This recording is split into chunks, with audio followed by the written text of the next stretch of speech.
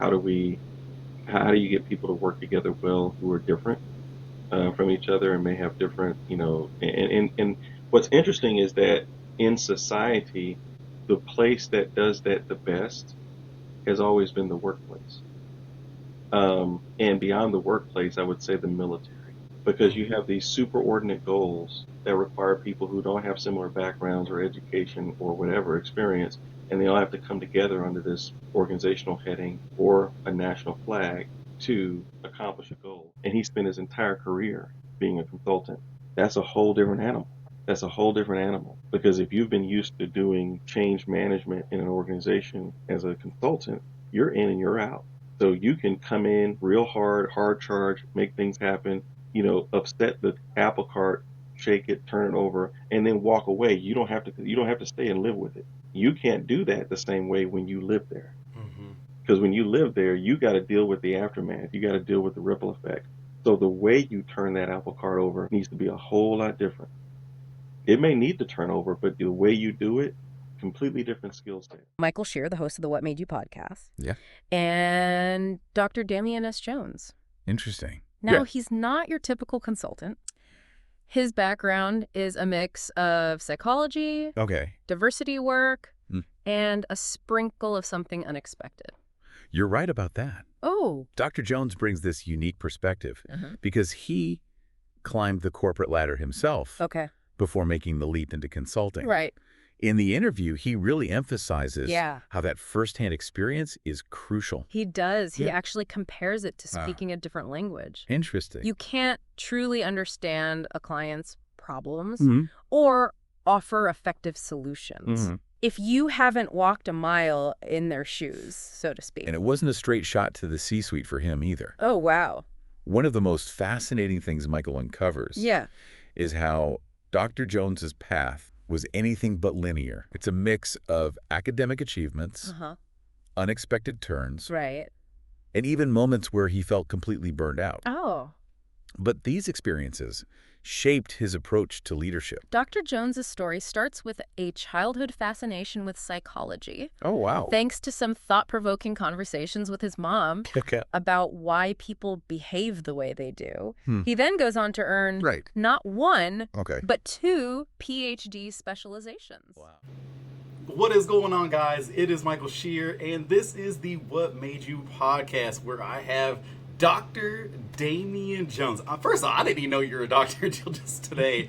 You sent me the email. I was like, oh my gosh, he has a doctor in front. You never even give yourself off as that. You guess you're too humble to give that little doctor out there, but that's okay. I have Dr. Damion Jones on here because he is a business consultant who works with incredibly high-level people to do and make business in a obviously a different way than most people ever even think about getting into. And I thought, hey, this would be an excellent place to get somebody on and pick their brains on how did they even get into this space. And a lot of people are getting into consulting and wanted to do this virtual thing. And I think that it takes a special type of person to be able to do the work that Dr. Jones does. So I got him on here. He's going to share a lot of his own wisdom and a lot of his own past as well, I hope, and be able to help those people that are considering getting into that field go in a way that, hey, maybe I do need to look for a mentor. Maybe this is the path I want to do, or maybe it's not the path I want to do after hearing his story.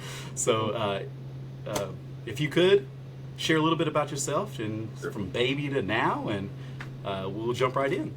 All right. Well, it all started on a Sunday, March 2nd, 1975. No, I'm just kidding. So I started out, I am from Columbus, Georgia, and I think what got me into so my PhD is in psychology. I have a master's and a PhD in both social and organizational psychology. And I kind of double specialized in that area, which isn't typical, but that's probably a story unto itself. But I started out, my interest in psychology was my mom and I used to always have these conversations about motivation, why people do what they do, solving the world's problems in our conversations. And I found, as she had found in her life, that people came to us for their problems, for their questions, for their issues, my daughter's the same way. People come to her friends and so forth. And so I thought, well, maybe that's an area I should probably get into. So that's where I ended up majoring in psychology and went to Morris Brown College in Atlanta. From there, went to St. Louis University for grad school, and that's where I was taking the courses that I was interested in. Ended up double specializing unintentionally, so I came out doing kind of twice the work, but the one PhD, and then I got an internship at Monsanto working in HR, which eventually led to me leading global DE&I, diversity, equity, and inclusion for Monsanto, and then they got acquired by Bayer. And so then I was leading it for Bayer as well for about 5 or 6 years. And then that's when I made this huge career change and decided to go into consulting. And I work now for a consulting firm, CMA Global, which is currently owned by three managing partners that I actually went to grad school at SLU with. And I've been doing that now for about a year and a half, and I like it.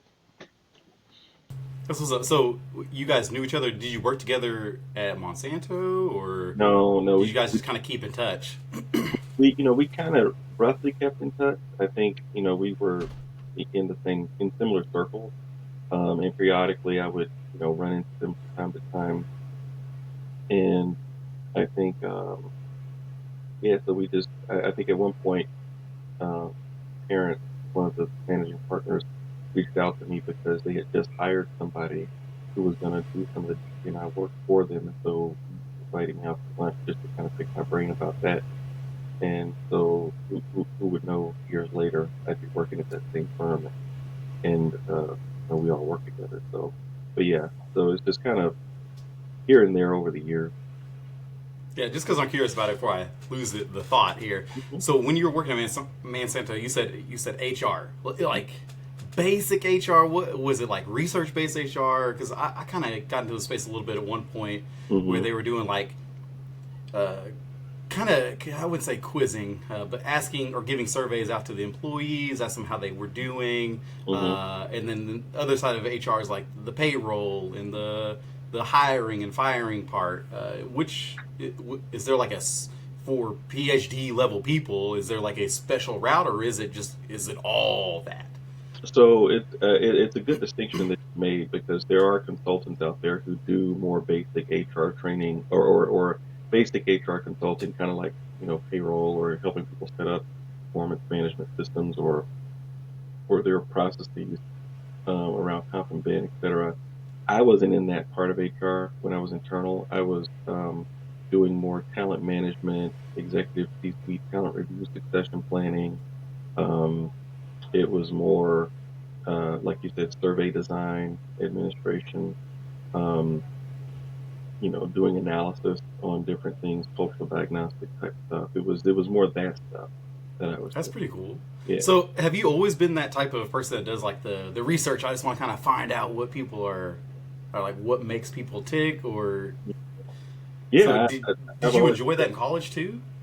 I did actually. So in undergrad, when I was in Atlanta, I was doing research, and actually we had some funded research for the national, I think it was the NIDA. It was a National Institute of Drug Abuse, I think.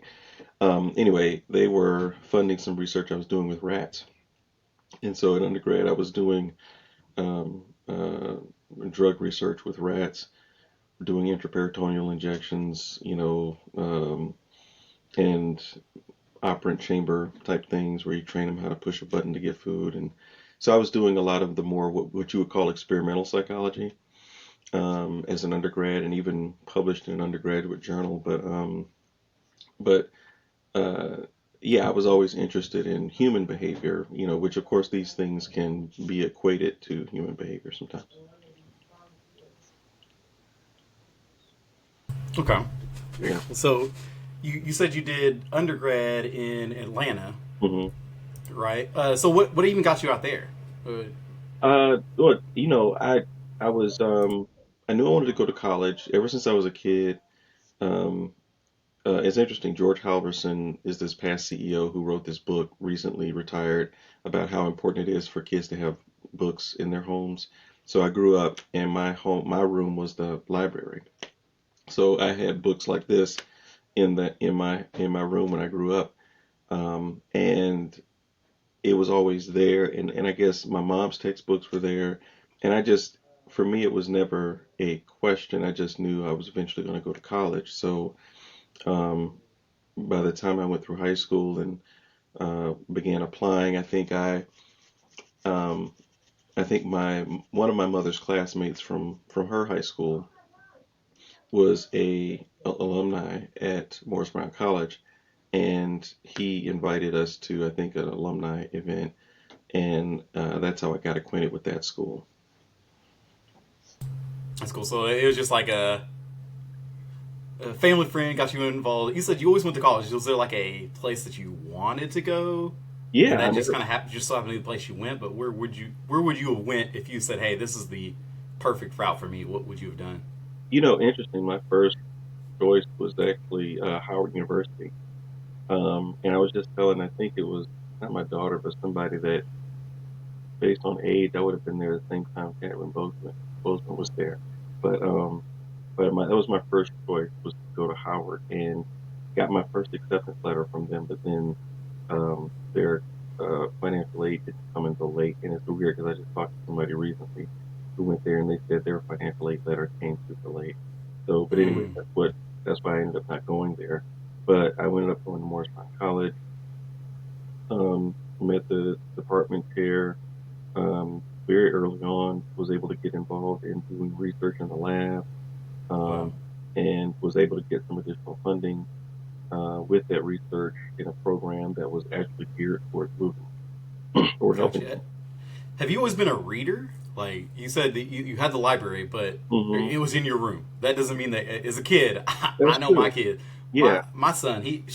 You should see the books that we got in there. It Hmm. is crazy. Hmm. He don't touch it unless I say, hey, you can't have this. You can't get your Xbox until you read this book. Right. Like Right. it's not happening. Right. Was this something that you were always inclined to do, or did you have to have that little piece of influence? It was a little of both. I think I did like reading. I did enjoy looking things up. Like, one of the things that my mother was very invested in when she was growing up is having encyclopedia.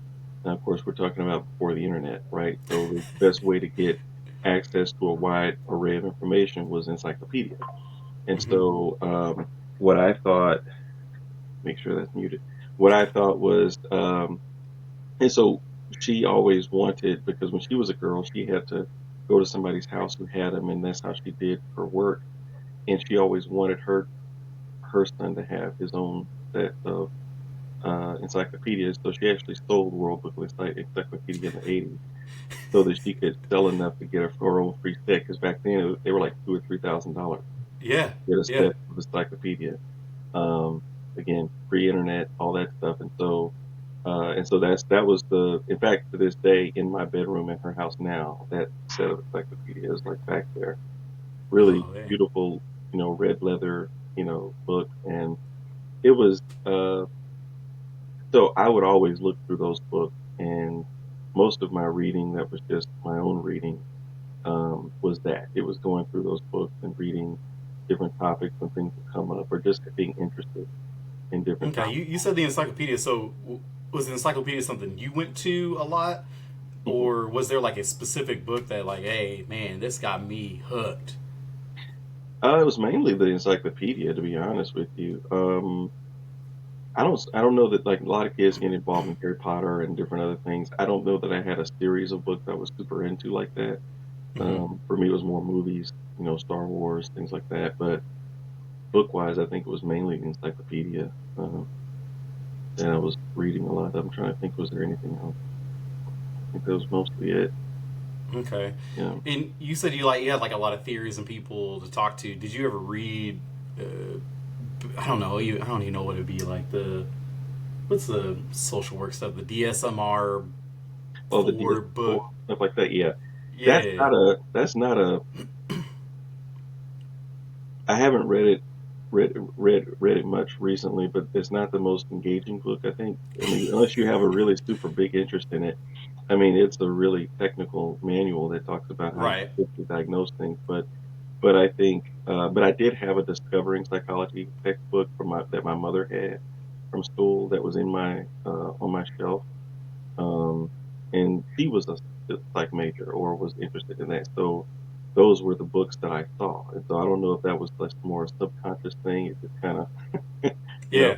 they just kind of made. Yeah. And then You and the Law, that was another one that she had. So if I ever had an interest in being a lawyer or looking at law, I could have done that. Now I never really cracked that book. To be honest with you, I didn't crack a lot of them. But one of the books that I really did like, and it was her, was Catcher in the Rye. That was Okay. my favorite book growing up. I just really connected with the main character and just that whole book. So, and it was this old, anytime I've ever seen an old copy of that book, that's what it looked like, even on television. It's the exact same copy that my mom. So that was a book I really enjoyed. In high school, I also did read like a lot of Stephen King, things like that. So I really did like, Oh, Stephen King stuff, huh? yeah, yeah, The classics. the classic, yeah, yeah, High yeah. school. What did you do in high school? Were you into sports, or did you kind of just stick with the intellectual Academic. side? Yeah, I was academics. I played band. I played the trumpet in the band in the symphony band, concert band, and marching band, Okay. and and then I sang in the choir. I think my senior year. Oh, you were sing? Yeah, yeah, I, What? yeah, yeah. Okay. Sorry, I didn't mean to stop you there. Oh, I Killed just your train of thought. So you've no, been into music then too. yeah. Wow. I've always liked my father's side of the family has always been, they're all musicians or singers, and so my dad played in a gospel quartet group in Columbus, Georgia. They recorded a number of albums. When I was Wow. a kid, I would go to their rehearsals and things like that. Um, and my uncle as well. He played lead guitar. My dad played bass and lead. And my grandfather played piano. My aunt all sang.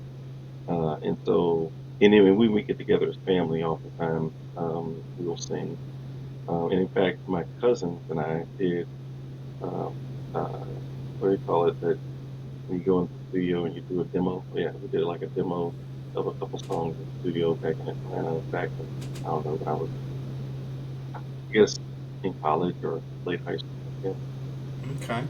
And so, do you do anything like that on the side right now, or you just kind of Not really. I stick think with golf?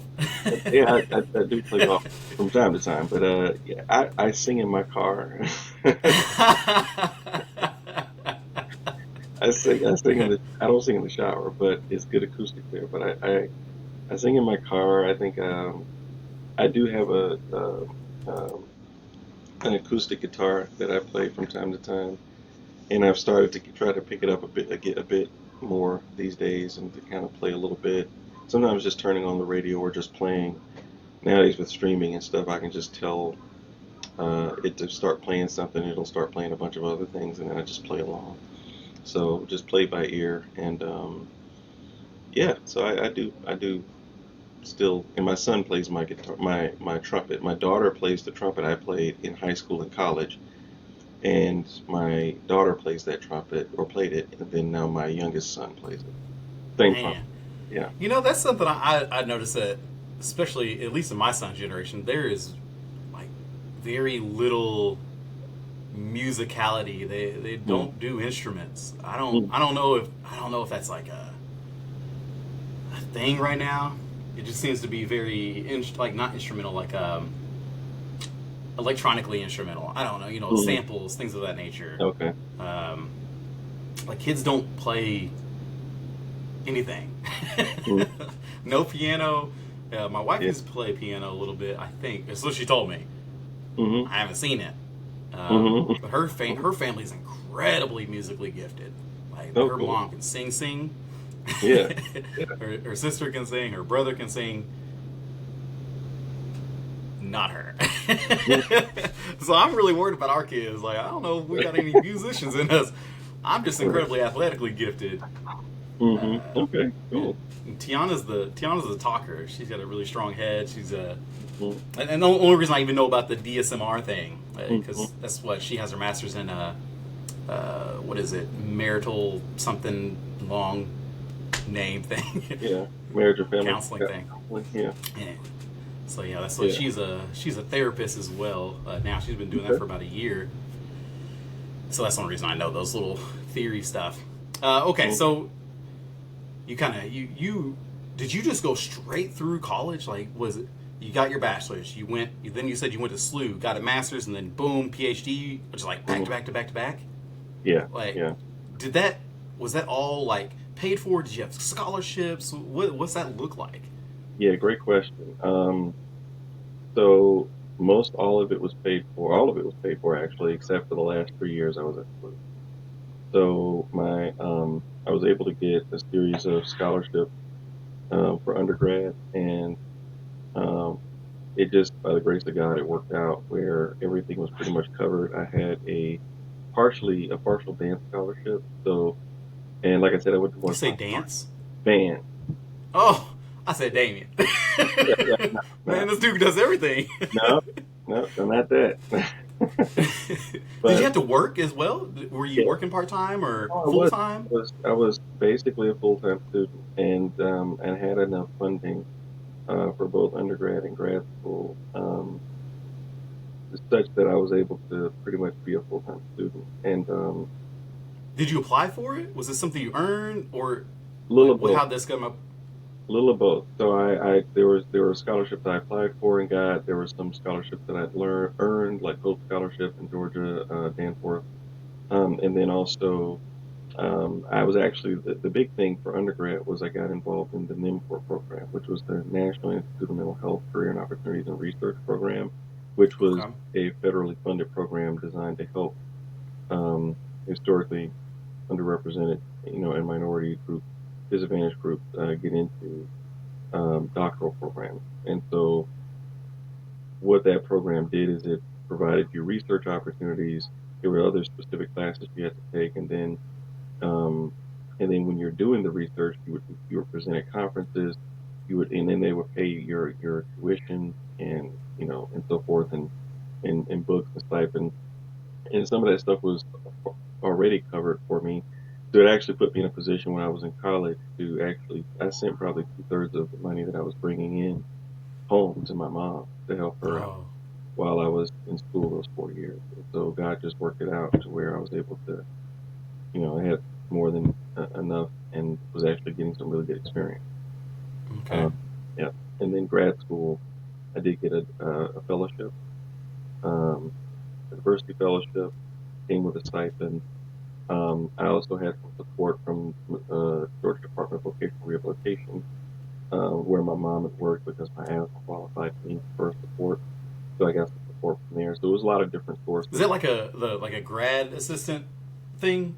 Not exactly, because for grad assistantship, you have to work to get that money. Now there was a point in time when I did have a grad assistantship when I was at SLU. So I worked in one of the dean's offices at SLU, and that was the source of money as well. So Okay. yeah, Very cool. So you made it out. You just said the last 3 years. So I assume it's the yeah, PhD route. yeah, So yeah. were you working like full time while going to get your PhD, or did you still just chug through that as well? So I think I wasn't working the whole time until um, those last 3 years, which was around 2003 to 2006. Um, by that time, when I came here, I was a single guy by myself. By the time I got to 2003, I was married with 2 kids, um, Okay. and a Okay. mortgage. So my wife was working full time. She was a social worker. I was full time student. We had two small kids. My mother-in-law was watching them so that I could go to class and do research and whatever. And then I think um, when the money did run out, and I'd already gotten as many extensions as I could because, like I said, I had double specialized, so I was taking twice as many courses. I'd almost done the work of two PhDs aside from doing two dissertations, but it was all in one department, so it was double specializing. It wasn't two different degrees, so you only get one PhD for that. So um, so Was it double the money or the tuition? I guess it would have been, yeah, in the sense that you're paying for each class, right? But Mm. I think what happened is everything was, like I said, covered until those last 3 years when all the extensions were run out, and so then I had to start working part time, and I started working at Office Max, and then um, took some other consulting type gigs during that time. Okay. So when you got finished, was there like a moment like, ah, thank God I'm done with this? Did you have that feeling, or did you just kind of you just got into another job and just kind of kept going with that I period, just or kept did that going. feel good? It should have. Mm. It's interesting. It's like when I first started grad school, I told my professor, Dr. Harvey, who's my advisor. I asked him, I was like, because then it was so far ahead of me. I thought, what is it like to um, be called Dr. Harvey? It's like that's cool. He said, Damien, by the time you get there, you don't even think about it. It doesn't even matter to you as much anymore. And sure enough, that kind of happened to me. It's a great accomplishment. I don't mean to suggest that it's not a wonderful experience. It is. Yeah.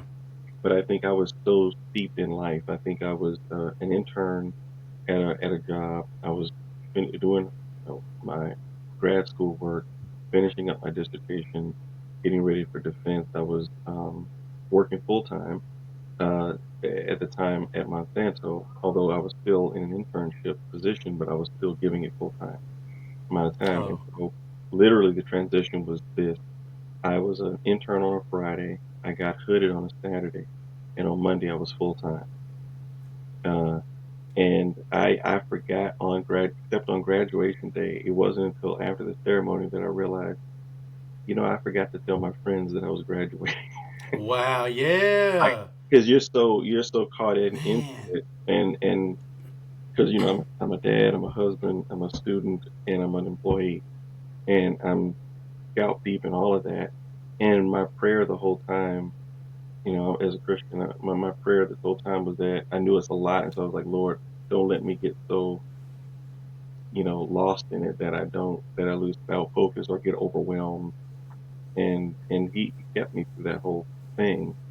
But I think part of that was that I just get so, and I think this is also just my personality. I get so focused on doing it that I don't stop to celebrate or stop to think, to engage people as much as I should. I'm just too caught up in doing it.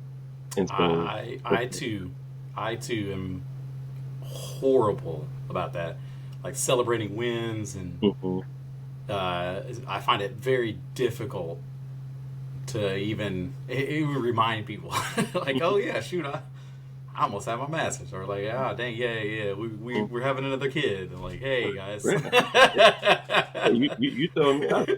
Okay, I didn't know that.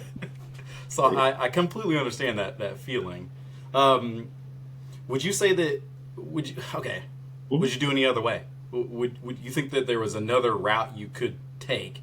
That's a great question. I think there's two things that occur to me that if I were to tweak or adjust my experience, I would do it. However, I also believe everything happened the way it happened for a reason. Um, One is when I was working at Office Max, and I was, at that point, I was maybe doing my written exams, which for me, and this is very uncommon, but this ended up being like a 400-page document, um, almost 400, 388 with references. But I did that. It was three projects put together, but I was doing that. I wrote that the first 8 months of my daughter's life. Because yeah, that was the first 8 months of her life. But anyway, what I would have done, they offered me a managerial job because I was working part time and I would sometimes train the new people, and they thought, would you like to be a manager? And I said no at the time, and the reason I said no is because I had so much on my plate at that time. Even though it would have been better money for my family, I didn't want it to derail the longer term goal of getting done with school and, doing something once I got my degree that would have made me a bit more, um, it would have enhanced my earning potential a lot more. And so my thought was, I said no, because this was just more of a temporary, let me get this, because let me make this money because my family needs it to make ends meet. But I'm not trying to get invested too much in this because this isn't the long term goal. Looking back on it, I wish I would have maybe taken on that and and tried to do both because it would have been nice to have had that managerial experience on my resume early on while I was still working on my grad school, my doctorate. But anyway, so that's one thing. I think the other thing is getting more work or intern experience while in school. I got some experience toward the end, some really valuable experience in the last 6 months, but I would have maybe worked in HR at a job while doing that, maybe if possible. If I could have done that because it would have been good to, it would have enhanced my educational experience because I would have been, learning through the filter of working in real companies where this stuff applies, Yeah. doesn't, and it would have, given me, um, and it would have, made me a more, analytical, theoretical person in I the job. definitely get that. Yeah. So, was HR like the goal? No, I think I got very far in school and didn't know really what my goal was. I knew I wanted to finish, but there came a point when, like I said, I was taking all the social psych courses and I'd almost taken all the or industrial organizational psychology courses. And one of my IO psych professors, Dave Munn, met me one time in the coffee room and was standing like right behind me. And I turned around. And he was like, "What are you doing exactly?" Because I was just taking the courses I had interest in. I wasn't really following a curriculum. And he said, because if you want to if you want to teach IO psych stuff, okay, fine. But if you want to actually do consulting, then you need to officially declare this as a major, as a specialty area. And I already officially declared social psych. So then I stayed up all night thinking about that. Because at that point, when he asked me, I was just as close to a social psych degree as I was to an IO psych, or I was just as close to an IO psych degree as I was to a social psych degree, even though I was only officially a social psych student. But Gotcha. so I did both. I declared both specialty areas. Um, but after that conversation, yeah. Yeah, I know you said that you wouldn't change it because that is just the it was the great path for you. Hmm. But Hmm. do you think that if it was anybody else, like I, Hmm. I personally would not suggest the route that I took to Hmm. anybody to get Hmm. to where I am Yeah. and how I think and what I do. Like I was like, oh man, it would have been so much easier if I would have had some sort of a plan instead of just kind of going in with what I like. And Oh you yeah. mentioned that, and so Yeah. that was interesting. Like I felt that. It's like, Hmm. man, if I wasn't just doing the process Hmm. and instead of being involved, I didn't do any internships, Hmm. nor did I even know that was even an option. Hmm. So that's that side of that. But what would you do if you were to tell somebody, hey, this would be the route, especially when choosing an option like HR or consulting or whatever? Yeah. And before you answer that, the place that you're at right now, Hmm. is that is this the dream? Is this the are you finally at the goal yet, you think? It's a great question. I'm closer. I'm closer. Um, I think I'm closer because there's a greater amount of independence with it. But I think my goal isn't really one that has all my eggs in any one particular basket anyway. I think for me, the goal is having multiple things I'm doing. I've never been a person who just did one thing anyway. And so if I can get multiple things going in a good way with a level of focus, a sense of centeredness that has me, you know, sort of firing on all cylinders, that to me is the goal. The goal isn't per se a destination, it's a state. Um, and I'm not quite there yet. Okay, so But that's yeah. your prescription. What would you prescribe for somebody else? Um, I wouldn't expect anybody to do what I did. I kind of took the long road. I spent 13 years in college, or grad school. That's a long time, but you know, most people don't double specialize in psychology, and um, I was also starting a family at the time, Mm-hmm. so most people in grad school weren't doing that. Yep. So what I love about that is that I covered a lot of things all at once in personal and professional life. So I've got some colleagues whose kids are much younger than me, or who maybe are just starting to have kids, or because Ooh. they did their career first and then established themselves financially and then started having kids. There's some pros to that. It makes things a lot easier as you're building your family. The con is that you're a lot older when you get there, right? And so, Mm-hmm. so there's pros and cons to all of this. I mean, the pro for me is I've got two adult-ish children, and my youngest is 14, freshman high school. You know, and some of them are just now having kids. Whereas, um, so I'm at this stage in my life where I have a bit more freedom, in terms of can kind of get around and do things, don't have to get a babysitter and all that stuff. Whereas, but the way they did it, they have a lot more resources because they're more financially established Yeah. before they started having those kids, and so it just makes that part's easier too. They can afford the babysitter. so, Yeah. so I think there's pros and cons to all of it. That's good. That's Hmm. good. Anything? Obviously, you lived your life, and that's how you done it. Would Sure. you say like 20%? That's what I would do, and 80%. That's probably you should go that easier route ish if you're going to consulting.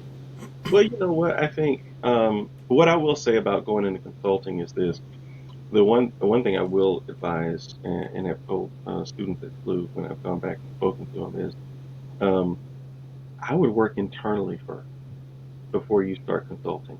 A lot of the consultants in a lot of firms, sometimes they come straight out of grad school and they're consulting and they've always been external, but your clients are internal people, and but you have a certain credibility when you've already been an internal person Mm-hmm. and you've had that experience, that career. It helps you speak that language a whole different way, other than being the external person. And you can be very qualified and capable from an external point of view, but when you've been on those front lines, you've been inside the organization, you know how that talks, you know what questions to ask. You can kind of hear things that other people may not hear when you're talking to the client. And I think that would be one thing I would advise people to do if they want to be a consultant, work inside the organizations and have some portion of your career be dedicated to learning that experience before going external. Gotcha. Is there like classes that do that? Because when I was leaving corporate, going to become a teacher, Hmm. they actually like had me go and sit in with other teachers Mm. as a class. So that the class was I go in, I look at their lesson plan, I watch them go through, and I watch them work. Mm-hmm. And do their classes. How would they, how do they handle behavior? Sure. What does it look like for the lesson? If the lesson plans gets out of whack, or they have to do different scaffolding for different students, things of that nature. So I see exactly what you're talking about. Like, hey, this Mm-hmm. is the route that you should do. Right. Is it something that you think that they do now, built within that, or is It, it purely just theory, book, research, no actual hands-on stuff? are you referring to just being a consultant? Well, I guess yeah. I don't know, HR or whatever, Oh, or HR? PhD Yeah. route. Yeah. So HR, I mean, you do have certifications. So there's a Society for Human Resource Management, SHRM certification, where you can get your professional human resource certification, or your senior professional human resource certification. So I got my SPHR um, back in 2012. I, I I lost the certification over the pandemic. I have to retake the test now to get certified again, but so I have to certify. But that was a great experience because what that did is it gives you experience if you want to go the HR route, the internal route. It gives you, if you've been a more of a specialist in the I call it the softer side of HR, where you're not just, nuts and bolts, comp and ben, talent acquisition, um, so forth, or you're not doing the generalist route, but you're in more of a specialist talent management type area, then what it does is it gives you a broader array or view of HR, so you can understand the comp and ben stuff you haven't had the experience of doing. You can understand a bit more some of the other elements of HR that you haven't touched. So I think that's a good experience. I would also advise people to get their project management certification. I didn't do that. I just kind of lived it, but that's a good way to early on get some skills because that's one of the things that I've told told grad students that that's the one skill you're going to use the most coming out of grad school, whether you go internal or external, that they don't teach you is how to be a project manager. And so getting a Gotcha. project What management. does that even mean? Because I feel like project management Hmm. is almost too wide. Oh, sure. Uh, Yeah. is that specific to HR, or No. is there? Could you, if you wouldn't mind, just kind of give a Sure. quick breakdown on what you think project management even means, or whatever that is looks like? Yeah, and I'm sure people may define it differently. I'm thinking of just and maybe I am being too broad, but it's just the basic skills of knowing, how to take a project where you've got multiple stakeholders, and people who maybe they don't report into you, but they're accountable to you to deliver their portion of a project, and you're holding them accountable for that. You're the one making sure that the project gets to the end goal on time, at budget, that you're staying up to pace on everybody's deliverable at the point in which that deliverable is due, and you're managing those weekly and or monthly or whatever the case may be meetings where you're making sure that project stays on track. That's a skill. And there are theories, there are structures, there are templates, there's protocols and ways, racing models, things like that, where you can learn how to most effectively do that. And it's a skill that if you're going to grow in your career, whether internal or external, you're going to need to know how to lead a project. And, to the extent, and that's the thing you don't necessarily get trained to do in grad school. It's just a very practical skill, Yeah, but they've got other things to teach you about theory and other things that just doesn't make the list of things you covered there, but it's definitely needed. that is interesting that you said that because I think that in general that's what project management is. Like Hmm. from beginning to end, you're being able to hopefully do this organization. I think of it because you can even use project management in like construction. Like, Hmm. hey, we need our foundation guys here at this time. We need plumbing Hmm. come in at this time. Electricians come in at this time. Hmm. Framing, Hmm. windows, whatever the drywall, painting. Right. You're making sure that that goes from here to finished house. Right. Right. And although you might not be doing the work, you're the one making sure that the people are doing it in the way that it needs to be done. Because obviously, you can't have painters come in if you don't have foundation done. Like Exactly. so, Exactly. yeah, no, that's good. That's good. That's good application. And so, project management just runs across every field. Like, there's no like it's so applicable. Like, you could be a Right. project manager for if you're a project manager for anything, Right. you could do it probably in every space out there as far Yeah. as careers are concerned. But you just got to know the technology or the vocab or the whatever it looks like for those different organizational needs. So that's pretty cool. Yeah. Um, so if you don't mind, kind of, I would love to go into like your what you do now with like the high level CEO. Um, was it something that you considered before being like talked to when your buddies talked to you about this, or what kind of you were just like, man, that sounds like the next step. That sounds like the logical next step for me. Or if you, yeah, just share however that came about Yeah. for you. So for me, I think so. I'd spent over 17 years in corporate America, doing C-suite again, talent review, succession planning, U.S. compliance, globally heading up diversity, equity, and inclusion for 20,000 person global organization, and then overnight through acquisition, it became a 100,000 person global organization. Um, it was a great experience. I went from I've seen my career kind of evolve into places where, okay, now I was going to Europe just about once a month, just about for a week, just on a regular basis. But I think what I came to realize, and this is something that's pretty timely even now, um, and we were going through this not too long after the first um, uh, the first term when Donald Trump was put in office, and there was a lot of enmity and a lot of challenge to diversity, equity, and inclusion. Those topics. He issued an executive order. It made doing a lot of that work in corporations very difficult. Um, but you can partner with HR. I was in this place of, okay, we made it through all that and we did fine. Then we got acquired by Bayer, and then now we're in this place where I think for me, there's a lot to be said for organizational readiness when you're doing something like culture change. And what diversity, equity, and inclusion is at its core is culture change. It's you putting structures in place, systematically engaging to get the organization to shift its mindset on things and to operationalize or institutionalize that transition. And that takes time, and it takes effort, and it takes commitment, and that commitment has to come from the top. And if there's any fault in that commitment, or if it's not consistent, and you're not supported to the extent that you need to be, it makes it very difficult to do that, especially when you have a large scale organization like that. So I tried to do as best I could. Certainly there's things I could have done better, but I think when I decided to leave, um, and it was a lot of it at that time for me with George Floyd's murder. I think the pressure that that put on a lot of DE&I leaders around the world, the fact that we were going through a global pandemic, I was in this now global role where most of my colleagues that I worked with on a day-to-day basis were on the other side of the planet, and I was still here in St. Louis, and you know, not feeling as supported in that effort as I would have liked to have been.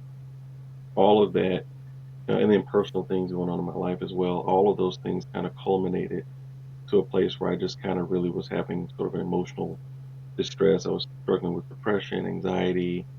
I was struggling with um, uh, I found out I officially got diagnosed with ADHD. I'd had it my whole life, but was officially diagnosed because when you're struggling with anxiety and depression, your ability to work around your ADHD symptoms or issues diminishes, and so it became a bigger issue. Long story short, I needed to make a transition. I needed to make a change. So I took a 3 month leave. After I came back, I went ahead and left. Um, and while I had left, I think maybe 3 or so months into having left, that's when I joined the consulting firm. That let them tell the story. They have been trying to court me for a while, but I joined. And now what I do are some of the things that I would really like doing. And what I would say is I do organizational diagnostics, cultural diagnostics, interventions. I do 360 feedback, interviews.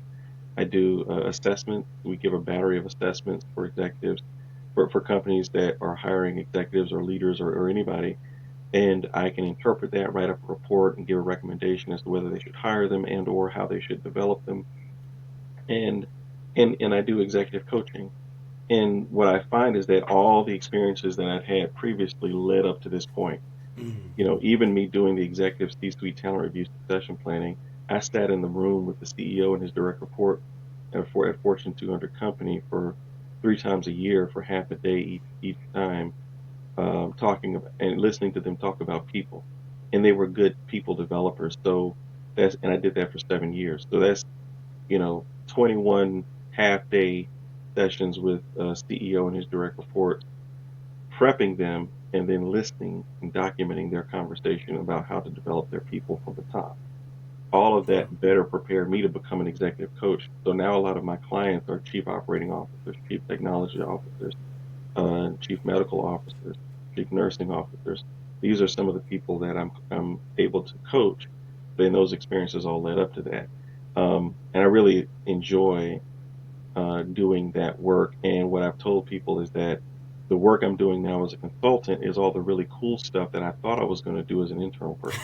Because when you're an internal person, you got all this training and you know how to do this stuff, and then when the organization has a need for it, they don't ask you to do it; they hire somebody.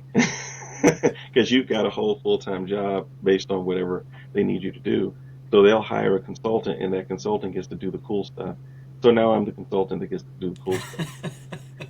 And I still get to do DE&I, which I still have a passion for, but now I'm doing it for companies that are committed and are willing to pay a premium to really be assisted in their efforts to move that forward, regardless of the political or social environment.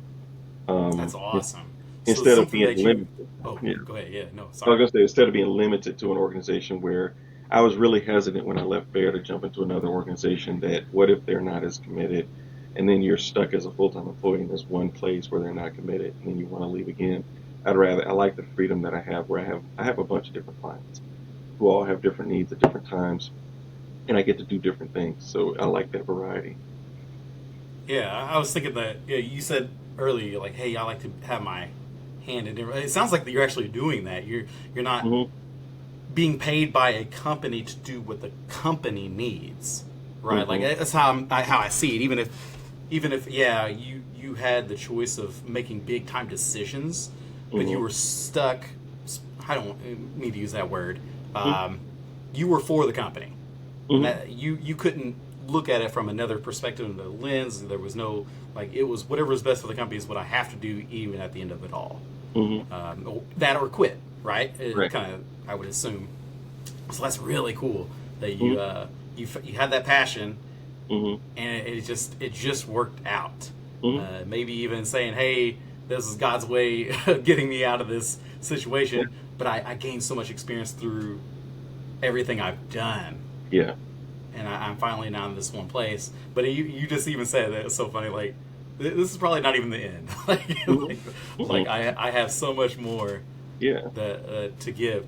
The DEI, the DE, how do you spell it? Hmm. DEI, Hmm. diversity, equity, and inclusion. Hmm. Was that specific? Was that something that you specifically went for, or like, oh, okay, and then it became your passion? I wanted to hit that really quick before I Yeah, sure. keep going. I think I've always had a passion around identity, racial identity, ethnic identity, intergroup relations. How do you get people to work together well who are different from each other and may have different, and what's interesting is that in society, the the place that does that the best has always been the workplace. And beyond the workplace, I would say the military, because you Mm-hmm. have these superordinate goals that require people who don't have similar backgrounds or education or whatever experience, and they all have to come together under this organizational heading or a national flag to accomplish a goal. And so Accomplish. Yeah, working yeah. a work setting is one of the best levers to shift society, because where else do we spend that much time in our day? You probably Mm-hmm. spend more time at work than you do at home, depending on the day. And so for those hours, if I can get you to work together with someone completely different from you to the point where you're able to connect and engage effectively, what are the odds just on cognitive dissonance alone that that's not going to carry over into your non-work life? So it's this idea of the work environment being a lever to shift society and trying to create a more inclusive society that is able to effectively engage each other. I don't even know if I answered your question. No, no, that was good. No, that was perfect. Yeah. I just wanted to make that so because I was thinking about it. Hmm. So the one thing I do want to hit on here, though, you said that you do coaching. So is it the company hires you to do that for their CEO or their C-level people, Hmm. or is it the C-level people that hire you to Hmm. do that for them to make them better for whatever company that they're working for? It's both. Yeah, either of those things can happen. Most of the cases for me, because I'm still new, is it's the company hires me to coach the C-level executives, and sometimes they're not C-level, but mostly they are. And so usually it's the company. But when you've been doing this for a while and you develop long-standing relationships, sometimes even when those people leave those companies and go other places, they'll take you with them as a coach. They'll continue to reach back out to you, and that relationship can span their career instead of any particular one organization Okay. you're with. Yeah. Do you have like I don't know what the best way to say this. Is there like a course per se that you take these people through to figure them out, or do you just kind of come in and just wait for them to show you who they are, and then you kind of do your work? It's more the latter. It's not to say that that's the only way to do it. Certainly, there is formal training on coaching. There is even um, there's ways to get trained on how to be a coach. Um, I kind of take from my experience, and specifically around talent management in organizations and C-suite development and succession planning specifically. Having sat behind the curtain a bit on that, I take all those years or decades of experience and then apply it to what I do. And then that natural, I guess, going back to when I was in high school, people tended to come to me for their problems anyway. And just kind of leveraging some of that to say, how can I help this person? Pray about it. What is it that they're going through? What's the presenting issue, and how might I help them Ooh, go on a path of self-discovery? this is good. Okay, so do you help them mostly with the psychology side, so that the person's mental, or is it how to help them organize the business or that space they're in? I'm trying to. Yeah, Do no, you I help get. them psychologically Mhm. more as a therapist, in a sense, or is it based on the job and like this is what normal people of this culture do here, and let's try to make sure that you can do what you got to do, what you do best with Yeah, them. I would say it's both. The one caution or the one thing I would say is I'm not a therapist, so I don't have that training or that background. So I wouldn't say that I'm their therapist, but you know, there becomes sort of a potato, or not tomato, whatever, where you realize that you're going to get into some of those areas and those lines get grayer. But I think for the most part, my goal as a coach with them is to find what their presenting issues are, address that, and you know, what leads me to what the goals for coaching are is, it varies client by client. In some cases, it may be a specific issue that's a problem, and they need help with that issue. Or it could be, we just did a 360. I did an interview 360 and interviewed like 10 people on them and did this 30, 40-page report and identified these three goal areas, three strengths that they have, three goal areas that they need. And out of that, maybe one of the recommendations might have been coaching. And they say, I think I want to do the coaching.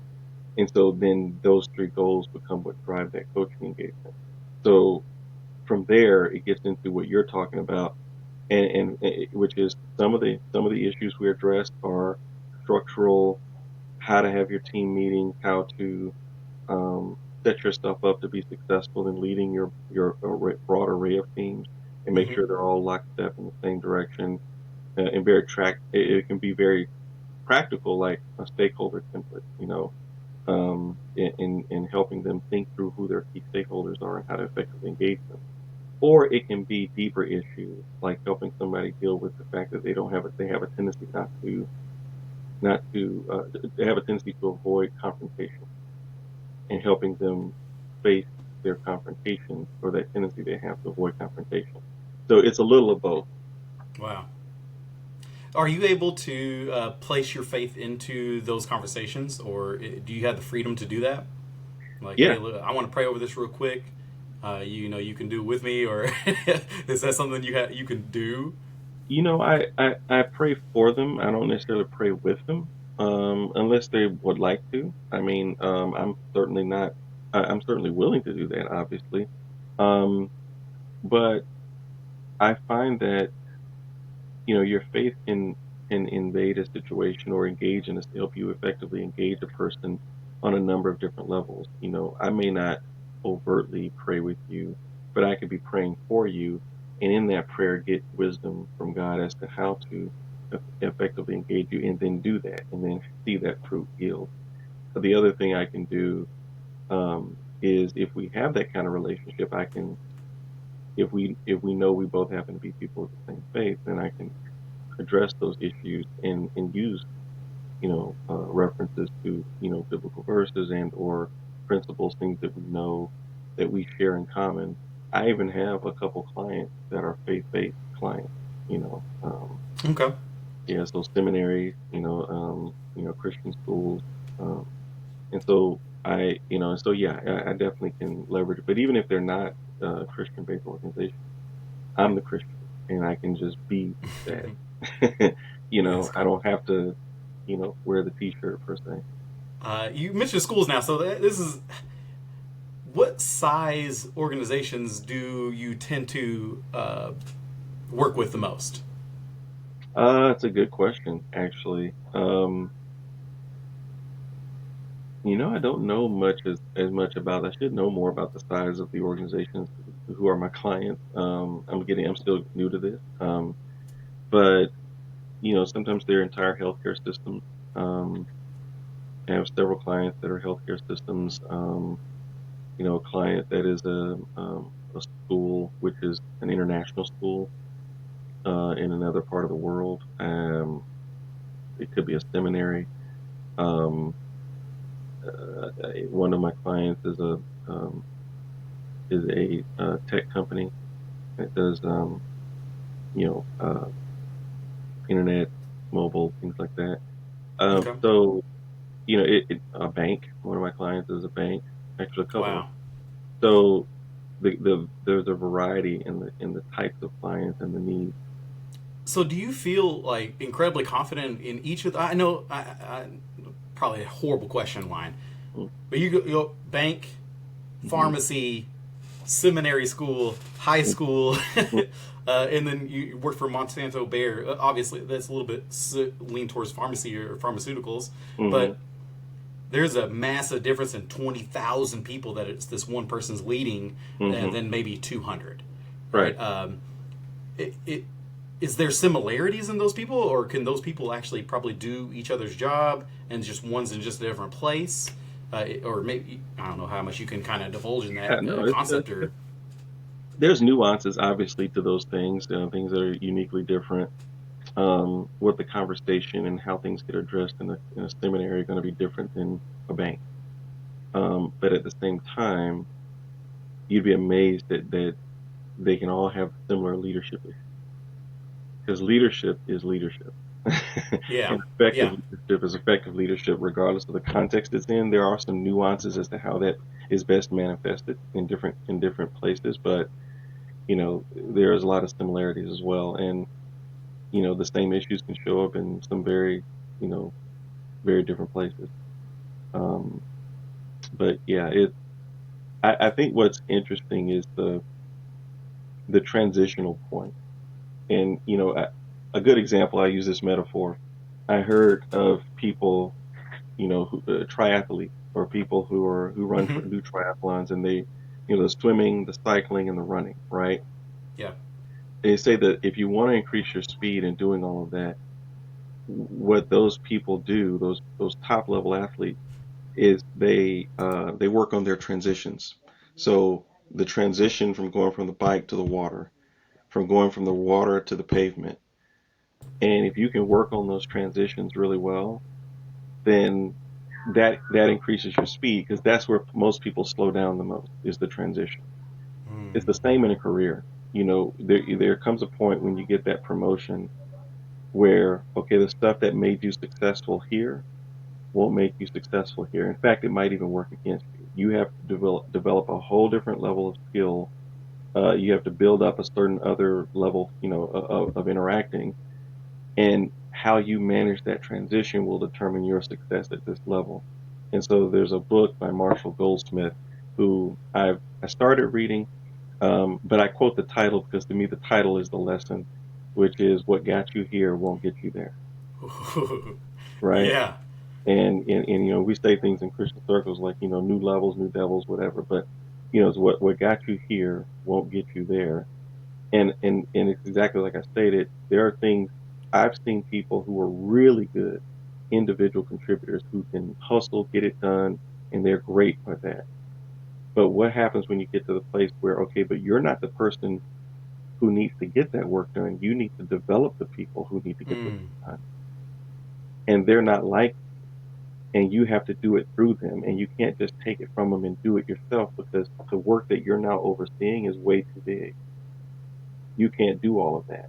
So you have to, your job now is to develop the people to get the work done and work through them. That's a significant transition. That's a significant transition, because you're now promoted to a place where you're not scaled enough to just take it from them and get it done yourself, because it's easy. It is easy. Is that the type of line of work that you mostly do? Is you help those people see that they have to make that transition? It, it's not per se the line of work, but that's a lot of the insight, or that's the kind of insight that oftentimes is helpful for Okay. people who are managing transitions. I've consulted people, one person in particular who was transitioning from being a consultant to now he was internal in an organization at a C-suite level, and he spent his entire career being a consultant. That's a whole different animal. Yeah. That's a whole different animal, because if you've been used to doing change management in an organization as a consultant, you're in and you're out. So you can come in real hard charge, make things happen, upset the apple cart, shake it, turn it over, and then walk away. You don't have to stay and live with it. You can't do that the same way when you live there. Mm-hmm. Because when you live there, you got to deal with the aftermath. You got to deal with the ripple effect. So the way you turn that apple cart over needs to be a whole lot different. It may need to turn over, but the way you do it, completely different skill set. You can't run over people. You can't leave Mm. bodies wait, because you gotta tend to the cemetery. And there's zombies. So I mean, you you have to handle it a whole different way. And I've seen people not make that transition well at all, Can I despite make up a fake scenario? yeah, And I want to be very cautious of your time. sure. Um, I'm going to make up a scenario, and Hmm. I want to if you could consult me for free, Sure, sure, sure.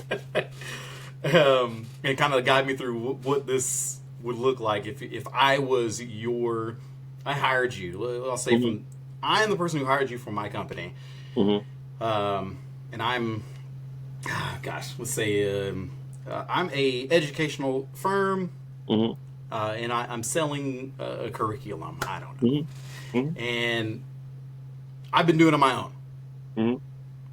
and I don't know how to hire people, and Okay. nor do I know how to hire people that will actually do the work that I expect them to do. I'm Right. always been the one doing it on hands-on. I'm doing all the sales. Right. First of all, maybe even what would make me want to hire you? What would be the realization that I need to hire somebody to help Mm. me figure out how to hire people? That's a good question. I think it's different for each person. I think for the entrepreneur who is building their business, and sometimes, yeah, I would, um, it's one of two things. Either they know, because they're visionaries, um, that they're at the place where, okay, it can't be a one man show anymore. I've got to, in order for me to expand for the vision that I see, I need more people working under me, taking some of this stuff off my plate so I can focus on the things. I need to start transitioning to be more of a traditional CEO. Interestingly enough, not everybody who's a founder is a CEO. Mm. And a lot of people don't know that. A lot of people don't know that. There are some great founders out there who start amazing businesses, but when the business grows to the point where they now need to become a CEO, they may not necessarily be good CEOs. And when you get a board, when you're at the place where you get a board, sometimes boards will vote that person out, even though they founded it. Golden parachute and everything, but you need to bring a CEO, somebody that happened to Steve Jobs at one point. Yeah, He Tim was Cook out came at in. one Yep. point. Mm-hmm. Because just because you're a founder with a great vision doesn't mean you know how to lead an entire organization in a structured setting that's more than just your garage. So, um, Who should I hire so, first? Like if you're working with me now, we'll say, hey, I'm on here. uh-huh, I've got all this work to do. Mm-hmm. if I was to hire a quote unquote C-level person with me, I'm just a Yeah. one man show still. Who Right. would be the first person that you would be like, oh, hey, this is the type of person that you probably need to get in here? Is it based on the person, maybe even, but what I would be your recommendation if I'm just trying to be the vision, I'm just casting vision on this project that I have? I wouldn't even start with a people conversation. I would start with a work conversation, and I'd say, what is the what's what's the work that needs to get done right now on a day-to-day basis? And where do you find yourself spending your time, and where would you prefer to spend your time? And what does that discrepancy look like? And on the basis of that, with some detail, then we could kind of get into, okay, then it sounds to me like you might need a marketing person, or maybe you need really your main thing oftentimes is getting these different operational pieces in place, right? Somebody's got to, uh, if you're trying to create an educational curriculum, who's responsible for the content in that curriculum, keeping it updated? Is there somebody responsible for calling schools and districts to sell it and to promote it? Who's the person if that's not you, right? Who's Mm-hmm. the person um, who's coming up with the online interface? Because if you're going to do something like that now, after the pandemic, what's the online interface for how they engage with your content? If there's kids who have to learn from home. So who's building all of that out? Yeah, I would expect if you're trying to launch an educational curriculum that you want to sell, you need an IT person. You're probably going to need a marketing person, and you're going to need an educational content development Mm-hmm. person. Um, and then as the CEO, you're probably going to be the person who's establishing vision, setting direction for them on the basis of that vision, and you could be engaging uh, mayors, local municipalities. You could be trying to, um, or superintendent. Your marketing person could be working with teaching organizations and trying to, I'm just making that up, but I Yeah, guess no, that's perfect. No, that's exactly kind of what I was thinking. So yeah, I'm the CEO. I want to be the person out there in meeting up with the mayor. I want to get out and get in front of these grants, these municipalities, hmm whatever it may be. hmm And I know I don't have time to do like continue creating the educational right, content right, itself. I right, want to also be building my own brand so that right, people do want to partner with me. right.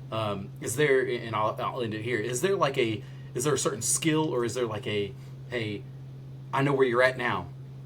You're meeting all these people. You're networking. You're doing the coffee. You're doing the meetings. You're doing hmm the handshaking. Maybe not necessarily sales. I maybe even saying, but branding hmm your business or this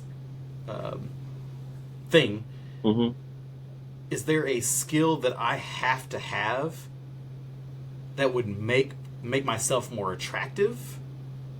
That you'd be like, okay, this is the first thing you got to do.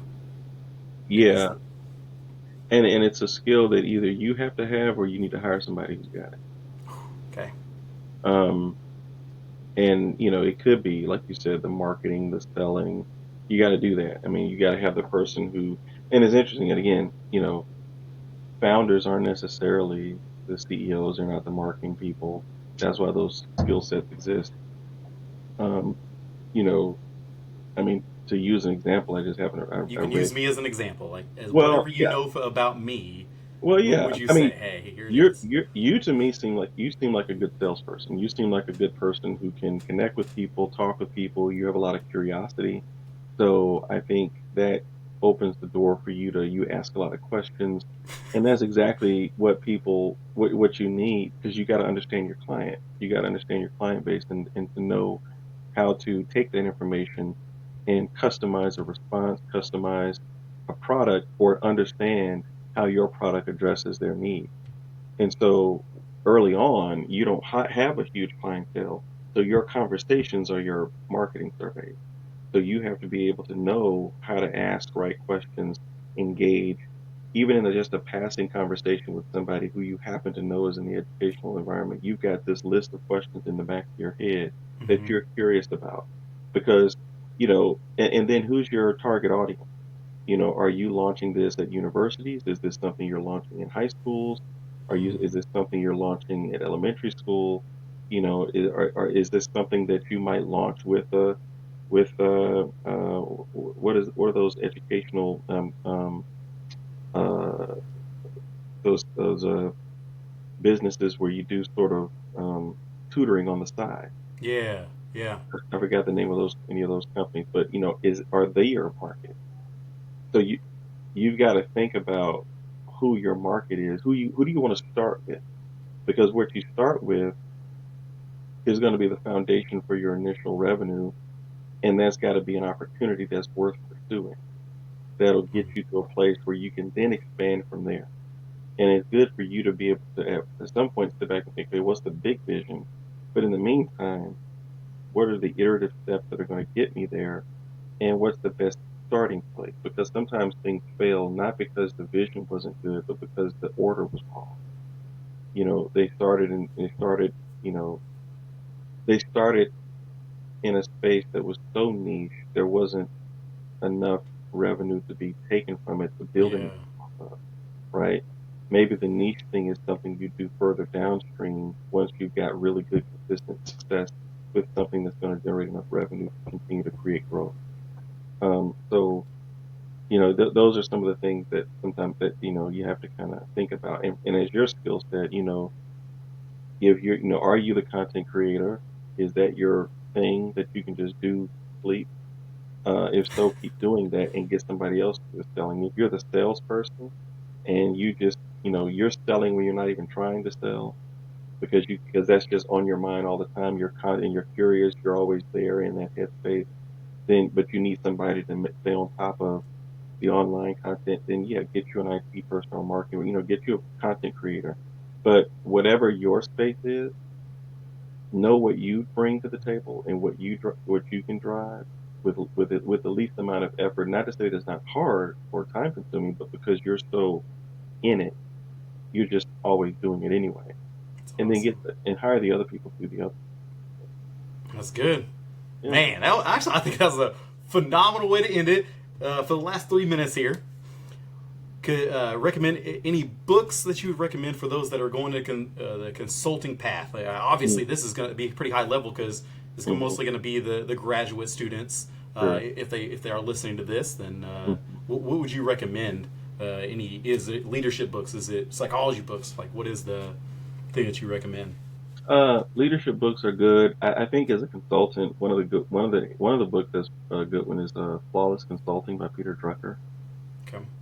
It's a really good book, written by a consultant to consultants about how to consult and what the mindset should be when you consult. What work do you take and what work do you turn away from?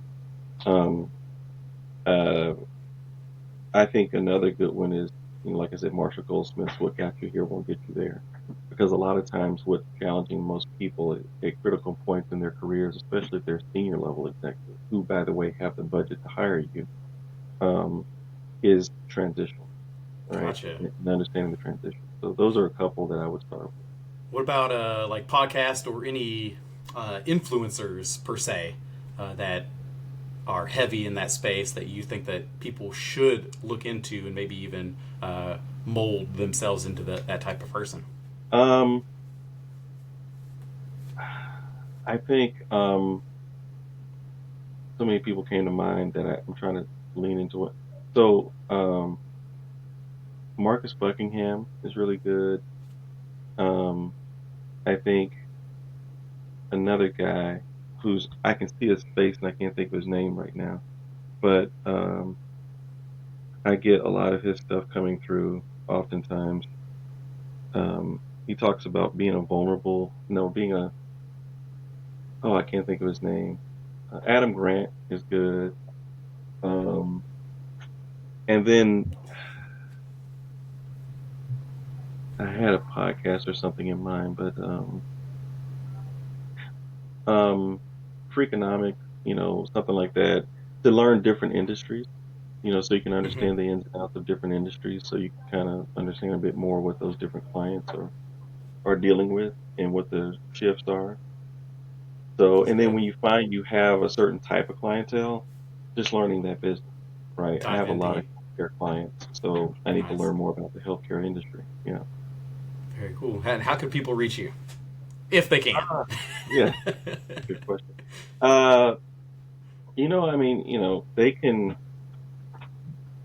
I think the best way would be to call. I think so. I guess the number would be 314-721-1860. Is my office number, and you can ask for me. That would be Okay. the best way to connect with me. Any And or socials? you in my Yeah, Instagram, email. Facebook, anything of that nature? Email? Okay. I'm really not on social media that much. You think I would be, but I'm not. I'll help you. Yeah, you can help me. The other thing, email, if you want to send an email, djones@cmaconsult.com. So, Alrighty. I'll have that all posted in the show notes for everybody as well. cool. Cool. Cool. All right, Dr. Damion Jones. I appreciate Yeah, you. Thank you for sharing everything that you have. Man, that was really good. This is going to be a lot to chop up here because we went cool. through a whole bunch of stuff. So I definitely appreciate you coming on live with me and telling everybody what made you. Yeah, well, I appreciate the opportunity, man. Thanks. It's always good talking with you. So, Heck yeah. hope it's helpful for someone. For sure. No, for sure.